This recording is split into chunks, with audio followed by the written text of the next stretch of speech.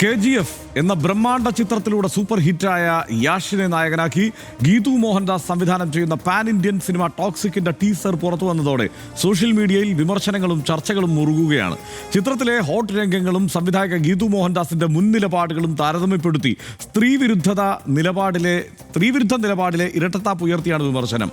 കസബ സിനിമയിലെ ആൺമുഷ്ക് ചർച്ചയാക്കിയ ഗീതുവിൻ്റെയും WCC അംഗങ്ങളുടെയും നിലപാടാണ് വിമർശനങ്ങളുടെ അടിസ്ഥാനം. എ ഫെയറി ടെയിൽ ഫോർഗ്രോൺ അപ്സ് എന്ന ടാഗ്ലൈനുമായി വരുന്ന ടോക്സിക്കിനെ കുറിച്ചുള്ള സ്ത്രീവിരുദ്ധ ചർച്ചകളിൽ കഴമ്പുണ്ടോ? ആദ്യം RDX റാം.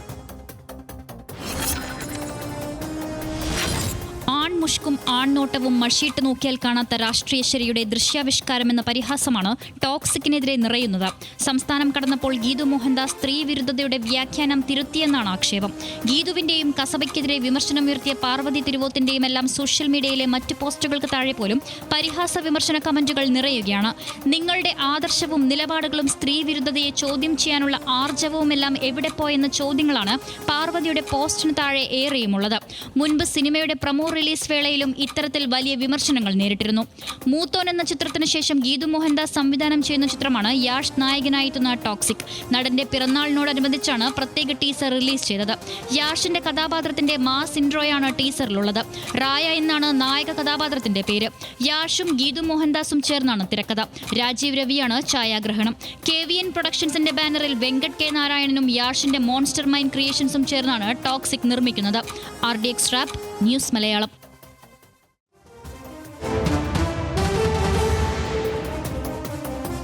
2016 ഇറങ്ങിയ കസബ സിനിമയിലെ സ്ത്രീവിരുദ്ധത ചൂണ്ടിക്കാട്ടി WCC രംഗത്തെത്തിയിരുന്നു. കസബയിലെ രാജൻ സെക്കറിയ എന്ന മമ്മൂട്ടി കഥാപാത്രത്തിനെതിരെയായിരുന്നു വിമർശനം. പാർവതി തിരുവോത്ത് കസബയിലെ സ്ത്രീവിരുദ്ധത ചൂണ്ടിക്കാട്ടിയപ്പോൾ പിന്തുണച്ചത് ഗീതു മോഹൻദാസ് ആണ്. ഇതേ ഗീതുവിന്റെ സിനിമ കടുത്ത സ്ത്രീവിരുദ്ധമാണെന്ന് ആക്ഷേപവും പരിഹാസവും ഒക്കെയാണ് ഇപ്പോൾ ഉയരുന്നത്. പാർവതി തിരുവോത്തിന്റെ അടക്കം ഇൻസ്റ്റാഗ്രാം പോസ്റ്റുകൾക്ക് താഴെ പരിഹാസവും വിമർശനവുമുണ്ട്. സിനിമയിൽ സ്ത്രീകളെ വസ്തുവൽക്കരിക്കുന്നത് സംബന്ധിച്ച നിലപാടുകൾ ചോദ്യം ചെയ്യപ്പെടുന്നുമുണ്ട്. ഗീതു മോഹൻദാസിനെതിരെ പരോക്ഷ വിമർശനവുമായി കസബ സംവിധായകൻ നിതിൻ രഞ്ജി പണിക്കരും രംഗത്തെത്തി. എഴുത്തുകാരൻ സക്കറിയയുടെ വരികൾ കടമെടുത്ത് നിതിൻ്റെ ഇൻസ്റ്റാഗ്രാം സ്റ്റോറി വന്നു. നിങ്ങൾ കെട്ടിയാടുന്ന ആ കപട വ്യക്തിത്വം നിങ്ങളുടെ തന്നെ ആദർശങ്ങളെ വിസ്മരിക്കുമ്പോൾ തുടങ്ങി പോസ്റ്റ്. രാജൻ സക്കറിയ ഒരു വരവ് കൂടി വരും എന്നാണ് കസബ പോസ്റ്റർ പങ്കുവച്ച് നിർമ്മാതാവ് ജോബി ജോർജ് പറഞ്ഞത്. ആളുകൾ സ്ത്രീകളുടെ പ്ലഷറിനെ കുറിച്ചും കൺസേണിനെ കുറിച്ചും സിസ്റ്റത്തെക്കുറിച്ചും എല്ലാം കണ്ടുപിടിക്കട്ടെ, ഞാൻ എൻ്റെ സമയം ആസ്വദിക്കട്ടെ എന്നാണ് ഗീതു മോഹൻദാസിൻ്റെ പോസ്റ്റ്. ആനന്ദം, സദാചാര പ്രതിസന്ധി, പിന്നെ സ്ത്രീകളും എന്ന തലക്കെട്ടോടെയുള്ള കുറിപ്പ് പങ്കുവയ്ക്കുകയായിരുന്നു റിമ. പങ്കുവച്ചത് ലൈംഗിക ദൃശ്യത്തെ അശ്ലീലമെന്ന് അധിക്ഷേപിക്കുന്നതിനെതിരെ പ്രചരിക്കുന്ന കുറിപ്പാണ്. കഴിഞ്ഞ വർഷം റിലീസ് ചെയ്ത ടോക്സിക് പ്രൊമോയും വലിയ വിവാദമായിരുന്നു. യഷ് സ്ത്രീകളെ എടുത്തുയർത്തുന്നതും അവരുടെ ദേഹത്ത് മദ്യം ഒഴിക്കുന്നതുമൊക്കെ പ്രൊമോയിലുണ്ട് എന്നുള്ളതാണ് പ്രശ്നം. മനീഷ്, ഇത് വളരെ പെട്ടെന്ന് എന്തായാലും ഇവർക്കാർക്കും, അതായത് ഗീതു മോഹൻദാസിനോ റിമ കല്ലിങ്കലിനോ പാർവതി തിരുവോത്തിനോ ഒന്നും അതിജീവിക്കാവുന്ന വിഷയമല്ല. കാരണം എന്താണ് ഈ ലൈംഗികത എന്നുള്ളത്, എന്താണ് ഈ ചൂഷണം, അതല്ലെങ്കിൽ അത്തരത്തിൽ സ്ത്രീയെ അങ്ങനെ ആ നിലയ്ക്ക് ദൃശ്യവൽക്കരിക്കുന്നത് എന്താണ് എന്നുള്ളതുമൊക്കെ ഈ വിമർശിക്കുന്ന ആളുകൾക്ക് ക്ലാസ് എടുത്ത് പഠിപ്പിച്ചിട്ട് ഇവർക്ക് സിനിമയുമായി മുമ്പോട്ട് പോകാൻ പറ്റില്ല. അതുകൊണ്ട് അവരവരുടെ സിനിമയുമായിട്ട് മുമ്പോട്ട് പോട്ടെ എന്ന് മാത്രമേ നമുക്ക് പറയാനുള്ളൂ. സനീഷ് എന്താ തോന്നുന്നു? അത്രേ ഉള്ളൂ. ഇവർ ഈ പാട്രിയാർക്കൊക്കെ തീയിട്ടിരിക്കുകയാണ് ഗീതു മോഹൻദാസ് എന്നാണ് എനിക്ക് ഇത് താഴെ ഈ ടോക്സിക്കിൻ്റെ ട്രെയിലറും ടീസറും അതിൻ്റെ താഴെയുള്ള കമൻറ്റൊക്കെ കണ്ടപ്പോൾ തോന്നിയത്. 56 മില്യൺ വ്യൂസാണ് ഞാനിപ്പോൾ നോക്കും. 56 മില്യൺ വ്യൂസ്. യാഷ് രാജ്യത്തെ തന്നെ ഏറ്റവും വലിയ ഹീറോ ആണല്ലോ. അപ്പോൾ അവരങ്ങ് സക്സസ് ആവാണ്. സത്യത്തിൽ ഈ സിനിമയുടെ ഞാൻ ഇന്നാണ് ടീസർ കണ്ടത്. ടീസർ കണ്ടപ്പോൾ പക്ഷേ അതിനകത്ത് ഏറ്റവും വലിയ കോമഡി എന്താണെന്ന് വെച്ചാൽ ഈ പറയുന്ന ഒരൊറ്റ മനുഷ്യൻ, നമ്മൾ പറയുമ്പോൾ ഈ സോഷ്യൽ മീഡിയയിലും മറ്റുമൊക്കെയുള്ള സിനിമാ നിരൂപകർ ഭയങ്കര ഗംഭീരന്മാരാണ്, നമ്മളൊന്നും അത്ര പോരാ എന്ന തോന്നലാണല്ലോ നമുക്കുണ്ടാവുക. സത്യത്തിൽ ആരും പറയാത്തൊരു കാര്യം എന്ന് വെച്ചാൽ ഇത് ഈ ലോക സിനിമയിലെ ഏറ്റവും നമ്പർ 1 ആയിട്ടൊക്കെ പലരും പറയുന്ന ഗോഡ് ഫാദർ സിനിമയിലെ സെമിത്തേരി സീൻ എന്ന് വെച്ചാൽ വളരെ ഹിറ്റായിട്ടുള്ളൊരു ഭയങ്കരമായിട്ടുള്ള സീനാണല്ലോ. അതിപ്പോൾ ജസ്റ്റ് ഞാനിപ്പോൾ ഒന്ന് ക്ലിക്ക് ചെയ്ത് നോക്കുമ്പോൾ സെമിത്തേരി സീനിനോട് ഒരുപാട് റെഫറൻസ് ഉള്ള സാധനമാണ്. ബ്ലാക്ക് കോട്ട് സൂട്ട് ഇട്ടിരിക്കുന്ന ആളുകൾ ശവപ്പെട്ടി ഇങ്ങോട്ട് വരുന്നു, പൂക്കളുമായിട്ട് കുട്ടികൾ എടുക്കുന്നു, ഇരുണ്ട അന്തരീക്ഷമാണ്, വലിയൊരു ഗേറ്റ് സെമിത്തേരിയുടെ തുറക്കുന്നു.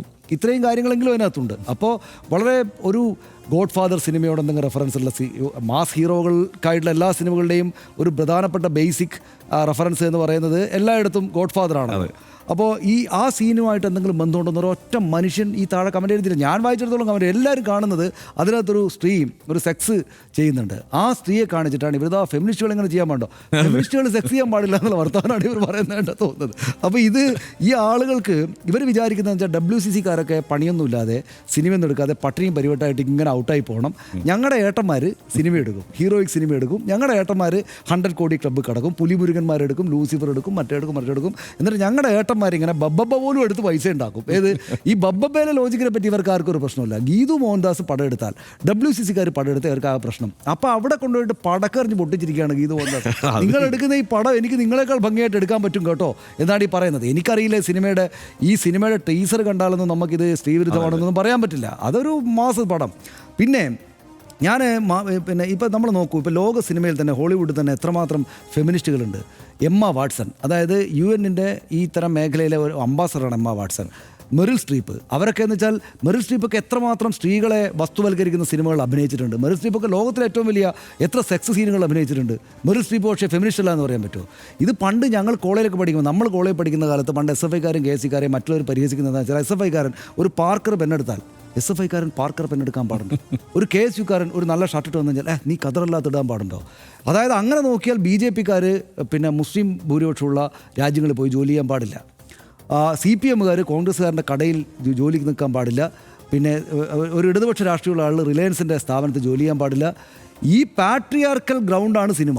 കൊമേഴ്ഷ്യൽ സിനിമ എന്ന് വെച്ചാൽ ഈ ഏർപ്പാടാണ്. ഈ ഏർപ്പാടിൽ നിന്നിട്ട് ഫുട്ബോൾ ഗ്രൗണ്ടിൽ കറങ്ങിയിട്ട് ഞാൻ ക്രിക്കറ്റിൻ്റെ നിയമങ്ങൾക്കനുസരിച്ച് കളിക്കാൻ പറ്റുമെന്ന് പറയാൻ പറ്റുമോ ഗീതു മോഹൻദാസിന്? ഇതാണ് ഇവിടുത്തെ ഹിറ്റ് ഉണ്ടാക്കുന്ന ഫോർമുലെങ്കിൽ ഈ പണിയെടുത്ത് വിജയിച്ചിട്ടാണ് അവരവരുടെ ഫെമിനിസം പറയേണ്ടത്, അല്ലേ? അങ്ങനെയല്ലേ വേണ്ടത്? ഇത് ഹർഷം പറഞ്ഞാണ് അതിൻ്റെ കാര്യം. ഈ കാര്യം ഇവർക്ക് മനസ്സിലാക്കി കൊടുത്തിട്ട് ഇവർക്ക് പണിയെടുത്ത് ജീവിക്കാം. അതുകൊണ്ട് നിങ്ങൾ പണിയെടുത്ത് അവരവിടെ നിന്ന് കാര്യം ചർച്ച ചെയ്യട്ടെ. ഇതിനകത്ത് ഒരു കോമഡിയും കൂടി ഉള്ളത്, നിതിൻ രഞ്ജി പണിക്കർ ചെറുപ്പക്കാരനാണ്, രഞ്ജി പണിക്കരുടെ മകനാണ്, അടുത്ത തലമുറയാണ്. ഈ ചങ്ങാതിക്കൊന്നും ഇത് മനസ്സിലാവുന്നേ ഇല്ല. കസബ ഒരു സിനിമയാണെന്ന് ജോബിക്ക് മനസ്സിലാവില്ല എന്നുള്ളത് നമുക്ക് മനസ്സിലാവും. പക്ഷെ നിതിൻ രഞ്ജി പണിക്കർക്ക് ഇത് മനസ്സിലാവുന്നില്ല എന്നുള്ളത് കുറച്ച് സങ്കടമാണ്, അല്ലേ? അതെ, കൃത്യമായിട്ടും. ഇതിനകത്ത് എനിക്ക് തോന്നുന്ന ആ സിനിമയിലേക്ക് അപ്പൊ കസബയിലെ രംഗത്തിനകത്തൊരു പ്രശ്നമുണ്ട്. ആ പ്രശ്നം ഇവർക്ക് പറയാനുള്ള അവകാശവുമുണ്ട്, ആ കാര്യത്തിൽ സംശയമൊന്നുമില്ല. ആ പറഞ്ഞത് അതല്ല ഇതിനകത്തുള്ള ഒരു വലിയ തമാശ. അത് പറഞ്ഞപ്പോൾ ഇവരൊക്കെ എന്തുമാത്രം തകർന്നു എന്നുള്ളതാണ്. വർഷം മുമ്പാണ് 2015 16 കണ്ട് പറഞ്ഞതിൽ ഇവരൊക്കെ തകർന്നിരിക്കുകയാണ് തരിപ്പണമായിട്ട്. ഇവർ അടുത്ത ജോലിയായിട്ട് പോവുകയാണ്. എല്ലാവർക്കും ഇപ്പോൾ WCC ആയിട്ട് രംഗത്ത് വന്ന നടിമാരിൽ വലിയൊരു പങ്ക് നടിമാരെ വീട്ടിലിരുത്താൻ ഇവർക്കൊക്കെ കഴിഞ്ഞിട്ടുണ്ട്. അത് വാസ്തവമാണ്. പുതിയ അവസരങ്ങൾ കൊടുക്കാതിരിക്കുകയോ അല്ലെങ്കിൽ സിനിമകളിലേക്ക് പരിഗണിക്കാതിരിക്കുകയോ അല്ലെങ്കിൽ ഈ മട്ടിൽ ആക്രമിക്കുകയോ ഒക്കെ ചെയ്യുന്നുണ്ട് എന്നുള്ള ആരോപണം നിലനിൽക്കുന്നുണ്ട്. എത്രത്തോളം വാസ്തവം ഉണ്ടെന്നുള്ളത് വേറെ ചർച്ച ചെയ്യണം. പക്ഷേ മുന്നോട്ട് പോകാൻ തീരുമാനിച്ചവരെല്ലാം മുന്നോട്ട് പോകുക തന്നെയാണ്. അത് ഒരു കാര്യം കൂടെ പറയട്ടെ ഹർഷ, അതായത് ഈ താഴെ കമൻ്റ് ഇടുന്ന ഈ കുട്ടികളുണ്ടല്ലോ, ഈ കുട്ടികൾ ജനിക്കുന്നതിന് മുമ്പ് സിനിമയിൽ വന്ന ആളാണ് ഗീതു മോഹൻദാസ്. ചെറിയ കുട്ടിയായിരുന്നപ്പോൾ 1 മുതൽ 0 വരെയിൽ വന്ന ആളാണല്ലേ ഇവര്, ഗീതു മോഹൻദാസ് അല്ലേ? ആണ്.